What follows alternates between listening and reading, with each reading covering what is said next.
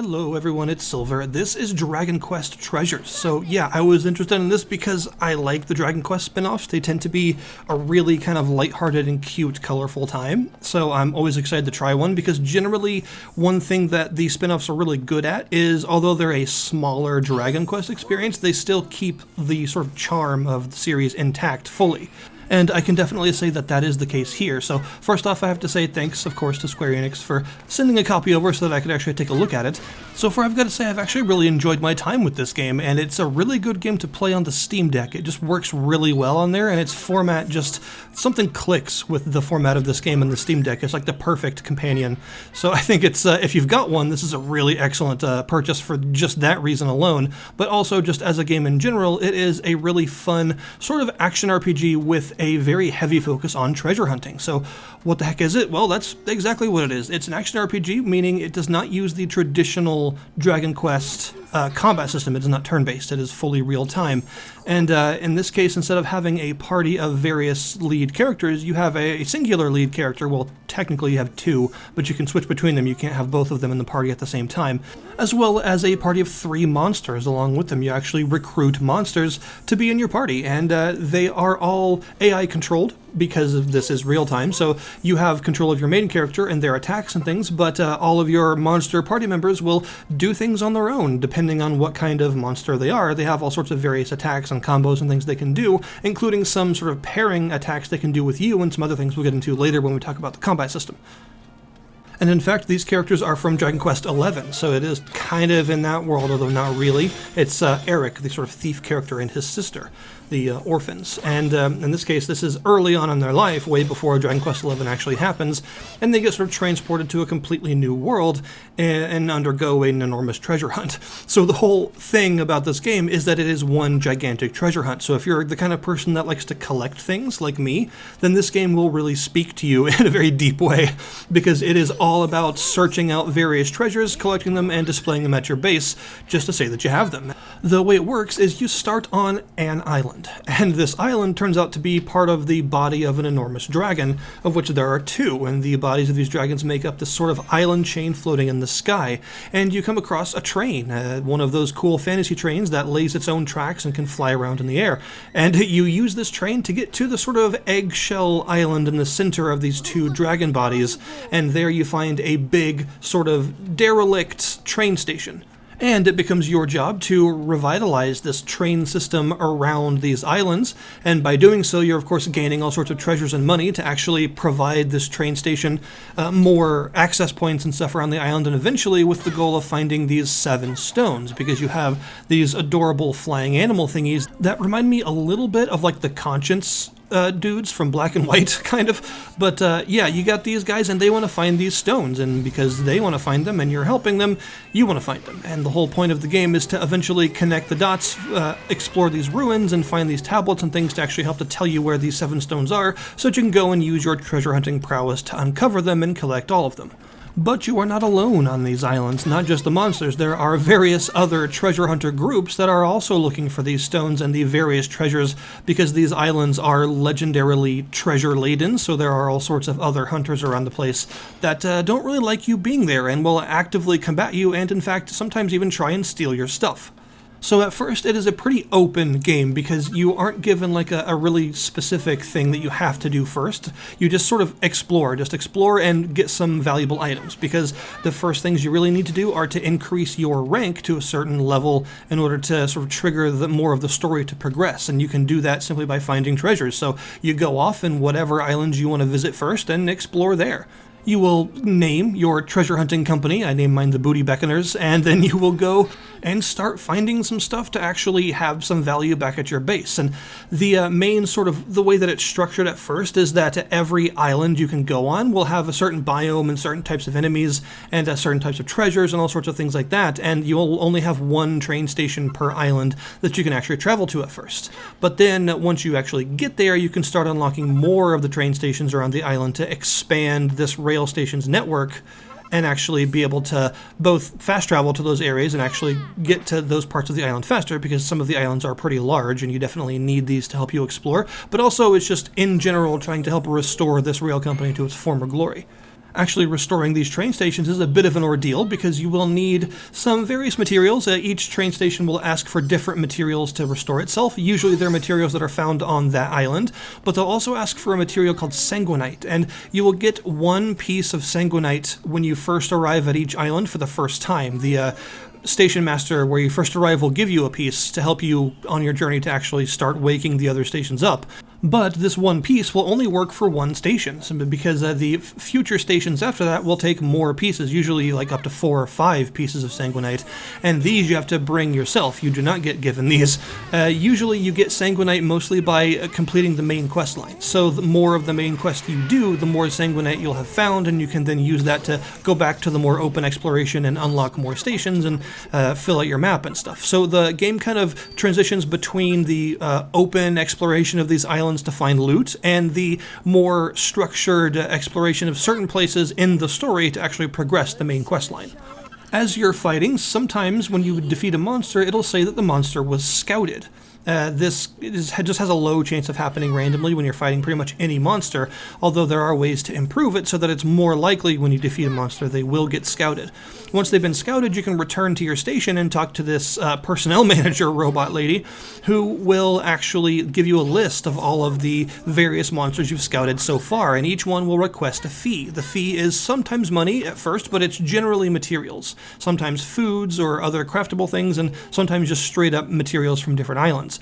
And if you're able to pay this fee, then you can actually recruit that monster and they'll join your team on a more permanent basis. They'll show up physically in the train station, so they'll be wandering around doing various jobs whenever you're back at the hub, but you can also choose to put them in your party if you want to and take them with you. So your party consists of monsters that you have defeated, scouted, and recruited because you like the look of them and you want some of them available for you. Each monster brings along, of course, the various spells and skills that it knows, so it can help you out during battle, but they also have some other uses. For instance, every monster has something called a forte, and a forte is like an activatable skill you can use in the field while exploring, and these generally help you get to areas you couldn't get to otherwise. So you might have a monster that can glide, and this allows you to actually glide around to areas you couldn't otherwise reach, or to glide through these big blue wind currents and allow you to sort of travel around certain areas faster. You also might have a monster like a slime that can bounce you up in the air and give you a high jump, so you can jump up to areas you couldn't reach before. There are even monsters that you can mount, and they allow you to simply walk around the areas much faster because your normal movement speed is not that fast, given that you're a child and your tiny child legs can only move you so fast, so being able to ride a monster around is very useful. And while you're out exploring, using all these things and fighting enemies and gathering materials and all that stuff, occasionally you'll come across some treasures. There are 2 different kinds of treasures you'll come across. One has a sort of blue glow emanating from the ground, and these will simply appear when you get close enough to them. These are called bric-a-brac. They are treasures that are only semi-valuable, basically. They're still worth having, but they're not as valuable as the main big treasures. And then there are the actual big treasures themselves, which have a big golden glow around them. However, the bric-a-brac is stuff that you can just find just simply by wandering around the place with no extra input, so it's just the occasional bit of nice, useful thing to pick up. But the other treasures have a bit more of an involved process to finding them. So sometimes when you're exploring around, your monsters, who are your actual treasure detectors, will have a little treasure chest above their heads appear, like a sort of thought bubble, and that lets you know that there is treasure somewhere in the vicinity in general. And then you use this compass ability that you have, and it will point you in the vague direction of where that treasure actually is. It's not super direct, but it tells you kind of go over there-ish. And once you keep exploring in that direction, eventually the monster's thought bubbles will turn red and spiky to let you know that you're very near the treasure. And now if you use that compass ability, instead of pointing you in a direction, it will spin in place, and then you'll get treasure senses. The monsters will actually show you from their point of view where the treasure is. So you'll get 3 different sort of still photographs that have a big red X in them that tell you where the treasure is, but they're going to be filtered through that monster's type of vision, which I think is a really adorable way to do it, so not all monsters see the same. If you've got, say, a slime with you, then it'll be just a normal picture, but it'll be kind of low to the ground because slimes are small. If it's like a bat, it'll be a little bit higher up in the air because they fly, but it'll be in black and white because they can't see color. If it is like one of the undead sort of lich-like enemies, it'll be all like staticky and faded and stuff because they're dead. So all of them have various little bits and bobs about how they display this hint to you that adds a lot of charm to the game. At least I personally feel it does, and then once you actually find where this red X is, you dig up the big treasure and you get it. However, treasure is not simply added to your inventory. Instead, your monsters actually carry it for you, and each type of monster has a different number of treasures total that they can carry. So you can't carry everything that you find necessarily. You will eventually run out of space, and that is another one of the considerations you have to make when you're making your monster party to go onto the field is what are their favorite types of treasures, because that will determine how easy it is for them to find those, and also how many treasures can they hold so that you can bring back as many as possible.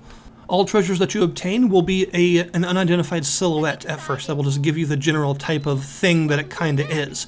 And you have to go and get it appraised, so you won't actually know what your treasures are until you go back to the base. Once you get back to your hub, it will automatically appraise all of your treasures and tell you what they are, as well as how much they're worth. And then after this, they'll all be added to your vault, and that total amount of worth from all the treasures that you find will be added to your treasure group's sort of net value, basically. And you have a sort of gang screen that lets you see your current status, and this is how you ascend through the ranks, is by getting more and more total value of stuff that you've found. And as you reach certain thresholds of total value, you will rank up and get a new title, as well as some different upgrades depending on the rank that you achieve. Like, for instance, you can equip these things called medals, which come from monsters. A monster has a chance to drop its medal, a very low chance, but you can also find them in treasure chests and things around the place. And these give, like, passive benefits when you equip them. Some of them are very powerful, and can even improve more specific aspects of your characters and monsters and stuff, aside from just like normal stats. But yeah, they're very nice to have, but your character and all of your monsters can only equip 2 medals at first, but as you level up your rank, through gaining more valuable treasures and stuff, you'll unlock more of those medal slots so that everyone can have more of them total. You'll also get things like a percentage increase to the evaluation total, so you might just have like a 20% value bump every time you find something because of your rank. You'll also get a bump in value, by the way, if you bring back more treasures at once. So depending on the number of treasures you bring back in one singular haul, as well as how many treasures are like the main big treasures and how many are bric-a-brac, you get a sort of percentage increase to the value of everything you found in that haul. So basically, the bigger the haul you bring back, the higher a percentage increase in total value every individual item will get. You also have these little plinths, these sort of treasure plinth pedestal thingies in the vault at your hub, and these are kind of a cool risk-reward mechanic. So you start with just one of these, but that's another thing that can increase as you rank up your treasure rank. You'll get more of these, and you can choose any of your currently obtained treasures to display on these plinths, which will give you just a nice little sense of satisfaction from having found that thing, whatever it is. But it'll also, sometimes the monsters back at base will polish the items on these plinths, which will increase their value. So you might be tempted to put some of your most valuable stuff on display, both as a point of pride and because the monsters will make it worth even more, which will help you out a lot. However, I mentioned there are other treasure hunters, and there certainly are, and one of the things those other treasure hunters will do is sometimes try and raid your base and target any of the things that you have on display and try to steal it from you. So you've got to hurry up and go back to base and defend yourself whenever the alert comes up to try and prevent them from actually getting to your loot and taking some of it. So this means that it's definitely a risk-reward mechanic, right? You get the reward of having a more valuable set of items, but you also risk your very valuable stuff if you keep it up on these pedestals.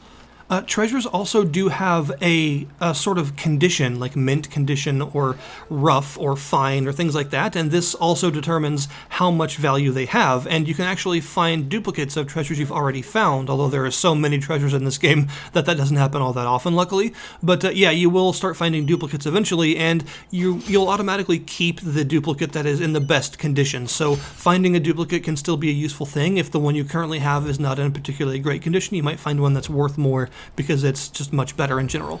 Combat, by the way, is a pretty simple affair. You have a simple, relatively long combo with your dagger that you can use. You've also got a sort of sneak attack critical hit and the ability to sort of mug enemies with this timed minigame to try and get some items and very occasionally treasures from them as well. And your main sort of variety in combat comes, of course, from the different monsters that you have with you. And they all have various skills and spells that they'll use. And you also have these things called monster medleys, which are like combo attacks, basically, where where you and your monsters trade out doing specific types of attacks in a row, which will create this big effect on screen that's different for every different kind of medley, and you can keep extending it to get a more powerful effect if everyone continues to do the right thing in the right time. You don't have a lot of control over this because you can't tell your monsters specifically what to do. You can only give them two basic orders, which are just go all out or crowd around me and follow me and try not to engage in battle. Those are pretty much the only ways you can control your monsters. You can't like tell them to use a specific spell or anything like that. So these medleys tend to happen on accident or just sort of things that occur during battle. You can of course affect this a little bit by having monsters that use types of attacks or elements of attacks that you know synergize and create these medleys, but it's still something that you don't have direct control over. As you progress through the game and do the main quest line as well as some of the side quest stuff, you'll eventually get some like special treasures that you can't otherwise get, so side quests are always worth it because they tend to give you those like unique treasures you can't find anywhere else. And you also start unlocking more facilities back at the hub, so you'll get like barracks or sort of dorms basically for your monsters so that you can recruit more monsters at once. But you've also got things like a general store, the ability to craft pellets, and the ability to cook food, which are both very useful. Oh yeah, pellets, I should explain that. You have a catapult, a slingshot. And the slingshot can have all sorts of different types of pellets in it that is basically the replacement for like spells and skills for your main character. Instead, you equip pellets of various elements and things and use them against monsters that are weak to that. So you might have like a zap pellet for lightning damage or a sizz pellet for light damage. Or maybe you've got like a slash bomb for a really huge hit of slashing damage and things like that. You can use these pellets in various ways to just help yourself out in battle. They're very effective against bosses oftentimes because of the ability to target specific elemental types and things.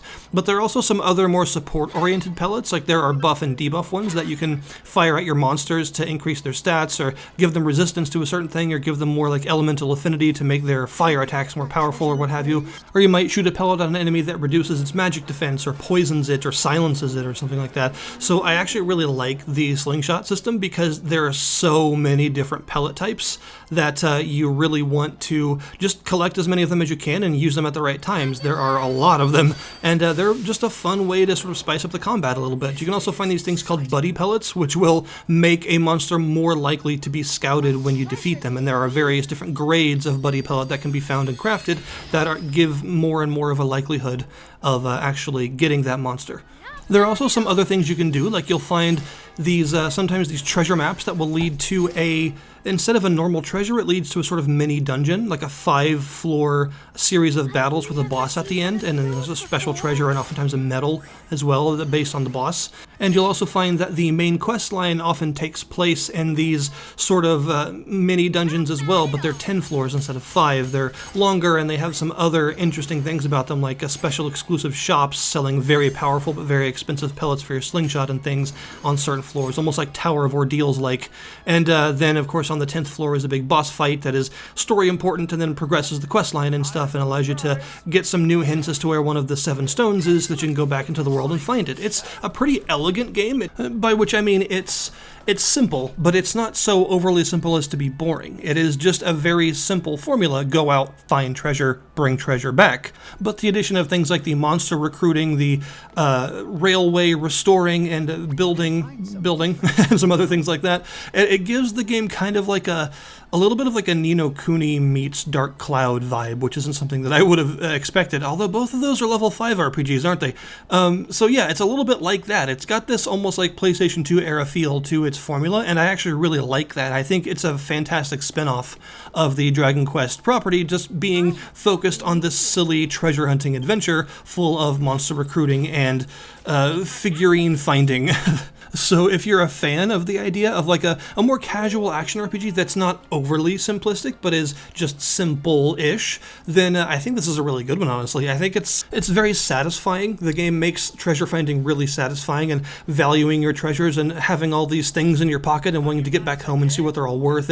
Its overall gameplay loop is just like really satisfying in some deep part of your brain that wants to find shiny loot, and it manages to pry at that really well. And despite being a pretty simple concept, combat experience, it manages to still be colorful and silly and charming in the way that Dragon Quest always is. So even though it's a smaller game than a traditional mainline Dragon Quest RPG, it doesn't skimp out on the charm at all. It's still got a lot of the silliness and the colorfulness, and the fact that all of your monsters have all sorts of like puns and one-liners and stuff that they say constantly. It's a very cute game that manages to do this treasure hunting thing to a very high degree of satisfaction. So yeah, my opinion on Dragon Quest Treasures is it's good. It's very good. And if you like Dragon Quest or JRPGs or just like spin-off stuff in general, then definitely take a look at it, because it is a pretty unique experience being so focused on treasure hunting and having a lot of mechanics related to that aspect specifically. It's just a really good time. So I'll put the link in the description below this video to the Steam store page so that you can go and check it out yourselves. Thank you guys very much for watching, and I'll see you next time.